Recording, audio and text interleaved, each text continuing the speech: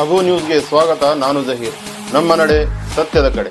ಜಿಂದಗಿ ವೈಷ್ಣವಿ ಆಸ್ಪತ್ರೆಯಲ್ಲಿ ಸಮಗ್ರ ವ್ಯಸನ ಮುಕ್ತ ಕೇಂದ್ರ ಹಾಗೂ ಪುನರ್ವಸತಿ ಕೇಂದ್ರದಲ್ಲಿ ನಶಾ ಬಿಡಿಸುವ ನೆಪದಲ್ಲಿ ಹುಚ್ಚಪ್ಪ ಡೋಣೂರ್ ಎಂಬ ವ್ಯಕ್ತಿಯ ಮೇಲೆ ಆಸ್ಪತ್ರೆಯ ಸಿಬ್ಬಂದಿಯಿಂದಲೇ ಹಲ್ಲೆಗೊಳಗಾಗಿ ವ್ಯಕ್ತಿ ಹಲವು ದಿನಗಳಿಂದ ಖಾಸಗಿ ಆಸ್ಪತ್ರೆಯಲ್ಲಿ ಚಿಕಿತ್ಸೆ ಪಡೆಯುತ್ತಿದ್ದ. ಇಂದು ಬೆಳಗ್ಗೆ ಚಿಕಿತ್ಸೆ ಫಲಕಾರಿಯಾಗದೆ ವ್ಯಕ್ತಿ ಮೃತಪಟ್ಟಿದ್ದಾನೆ. ಕುಟುಂಬಸ್ಥರು ಆಸ್ಪತ್ರೆ ಮುಂದೆ ವ್ಯಕ್ತಿಯ ಶವ ಇಟ್ಟು ಪ್ರತಿಭಟನೆ ಮಾಡಿದರು.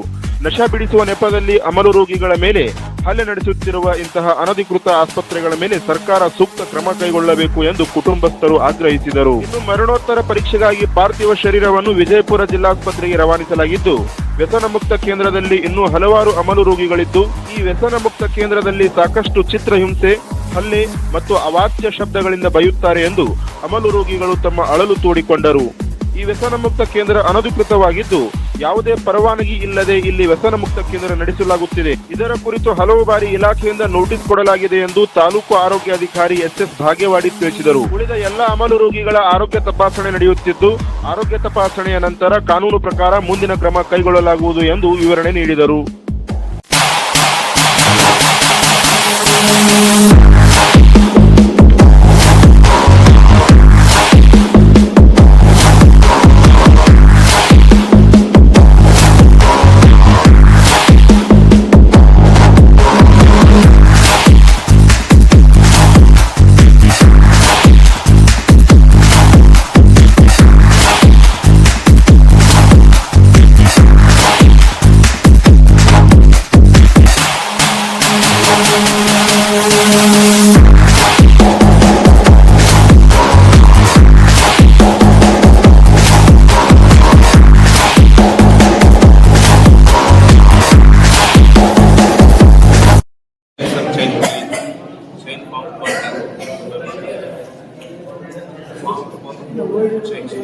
कहाँ वाले तुम्हें बसल में गए कितने दिन वहाँ को पहले 2 महीने गए थे, 15 दिन से अभी कितने दिन नहीं है